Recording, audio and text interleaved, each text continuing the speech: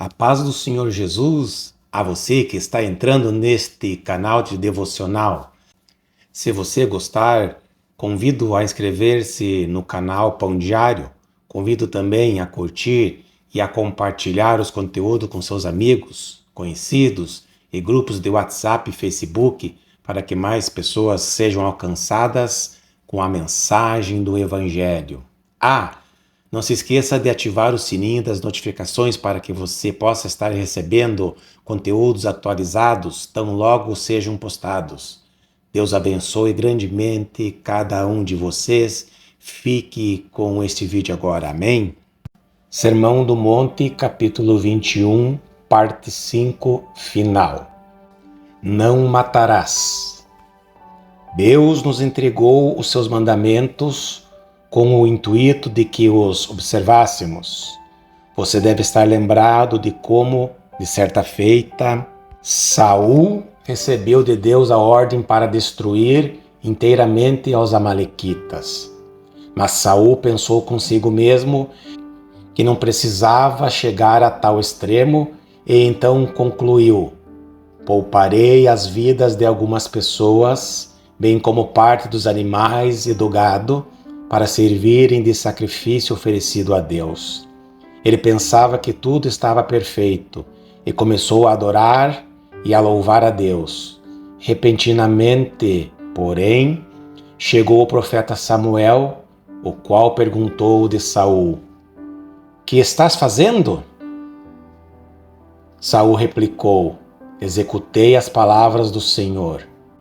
Mas Samuel retrucou: se executaste as palavras do Senhor, que balido, pois, de ovelhas é este nos meus ouvidos, e o mugido de bois que ouço?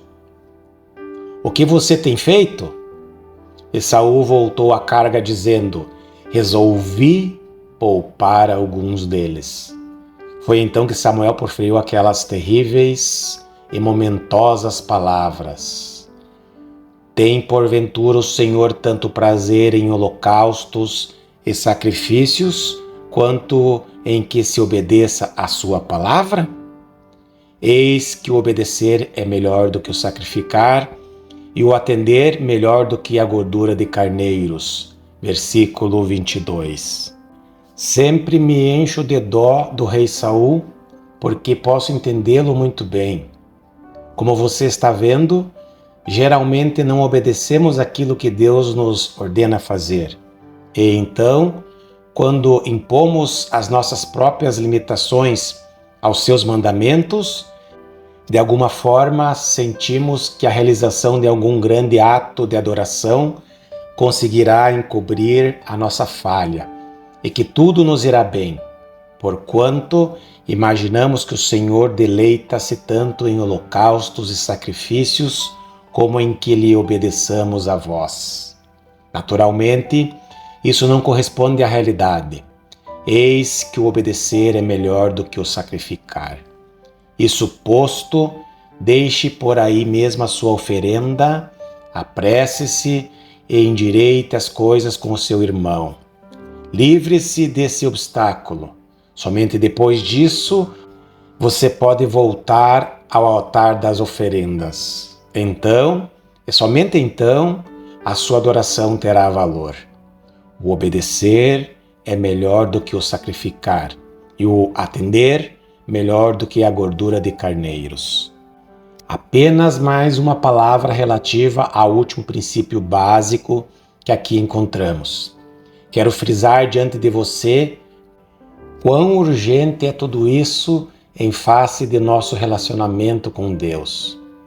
Entra em acordo sem demora com o teu adversário enquanto estás com ele a caminho, para que o adversário não te entregue ao juiz, o juiz ao oficial de justiça, e sejas recolhido à prisão. Em verdade te digo que não sairás dali enquanto não pagares o último centavo, como está em Mateus, capítulo 5, versículo 25 e 26. É como se Cristo tivesse dito: sim, a questão é tão urgente e desesperadora quanto a isso. Você deve agir prontamente, sem demorar um único instante, pois essa é a sua situação. Foi essa a maneira de Cristo dizer que nunca nos deveríamos olvidar da nossa relação com Deus. Não nos convém pensar apenas em termos dos nossos irmãos a quem talvez tenhamos ofendido ou com quem talvez tenhamos alguma questão pendente, mas também devemos pensar em nós mesmos como quem está na presença de Deus. Deus é o juiz, Deus é o justificador. Ele está perenemente impondo-nos essas condições e Ele brande o cetro de autoridade sobre o tribunal dos céus e da terra. Ele é o juiz e as suas leis têm caráter absoluto, podendo cobrar de nós até o último centavo da nossa dívida moral. Portanto, o que deveríamos fazer? Deveríamos entrar imediatamente em acordo com Deus. Cristo assevera aqui que estamos a caminho. Encontramo-nos nesse mundo, encontramo-nos nesta vida, por assim dizer, caminhando ao longo da estrada. Mas eis que, de repente, surge o nosso adversário, o qual diz: "E quanto àquela sua dívida?" Pois bem, Cristo ensina que se deve entrar em acordo imediatamente, sob pena do processo legal ter início, quando então nos será cobrado até o último centavo. É evidente que isso não passa de uma ilustração. Você e eu estamos vivendo neste mundo e a lei nos está impondo condições. Essa é a lei divina. Ela estipula que dizer sobre a relação entre você e seu irmão e que dizer sobre aquelas coisas más que estão arraigadas em seu coração? Você não tem dado a devida atenção a elas. Corrija prontamente essa situação, recomenda Cristo. Talvez você não esteja mais vivendo neste mundo, amanhã de manhã. E então você estará indo para a eternidade nessa situação embaraçosa. Entra em acordo sem demora com o teu adversário enquanto estás com ele a caminho. Como é que nos sentimos quanto a essa questão? Enquanto acompanhávamos a exposição da Santa Lei por parte do nosso Senhor, porventura sentimos as exigências que ela requer? Temos consciência da condenação por ela determinada? Que dizer acerca das coisas que temos pensado e dito? Das coisas que temos praticado? Temos consciência de tudo isso? Da total condenação envolvida nessas atitudes? Deus nos está impondo exigências através da sua lei. Agradeço ao Senhor pela injunção através da qual Ele nos ordena a agir prontamente, enquanto ainda estamos a caminho. Graças a Deus, as suas condições são bastante fáceis. Essas condições estabelecem que eu devo enfrentar e reconhecer o meu pecado de modo total e absoluto, que eu ponha paradeiro a qualquer tentativa de autodefesa, de autojustificação, embora aquela outra pessoa talvez me tenha provocado ao revide. Tão somente precisamos confessar e admitir diante de Deus, sem qualquer reserva, os nossos erros. Se houver qualquer coisa que eu possa fazer na prática quanto a esses erros, preciso providenciar sem tardança. Preciso humilhar-me.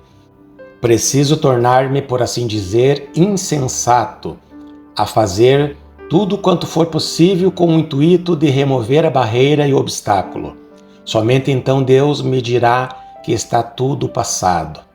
É como se Deus viesse a dizer-me: endireitarei as coisas com você e, de fato, perdoarei todos os seus pecados, embora você seja culpado como um notável pecador diante de meus olhos. E quanto à conta de sua dívida para comigo, a qual você jamais poderia saldar, enviei meu Filho ao mundo para que ele a pagasse em seu lugar. Cristo cancelou inteiramente a sua dívida. Ele não fez isso porque você é uma pessoa amável, gentil e boa. Ele não fez isso em seu benefício, porque você fez algo por mim. Foi enquanto você ainda era um inimigo, odioso em si mesmo, odiando a mim e odiando ao próximo. Foi a despeito de toda essa sua imundícia e indignidade que enviei meu filho. Ele veio deliberadamente e deu-se a si mesmo até a morte. É por causa disso que eu perdoo a você de modo completo, gratuito e absoluto. Graças podemos dar a Deus por essas condições tão favoráveis em prol de pecadores imundos e derrotados que somos. Essas são as condições impostas: arrependimento e confissão de pecado aos mais absolutos, independente de tudo quanto pudermos fazer no que concerne à restituição, bem como o reconhecimento de que estamos perdoados exclusivamente em face da graça divina, manifestada claramente no alto sacrifício amoroso e dedicado do Filho de Deus sobre a cruz do Calvário. Chegue o crente a um acordo imediato com o seu adversário. Não demore. Se porventura você se convencer de alguma falta nesse instante, venha, deixe sobre o altar a sua oferta, corra e endireite as coisas. Entra em acordo sem demora com o teu adversário enquanto estás com ele a caminho.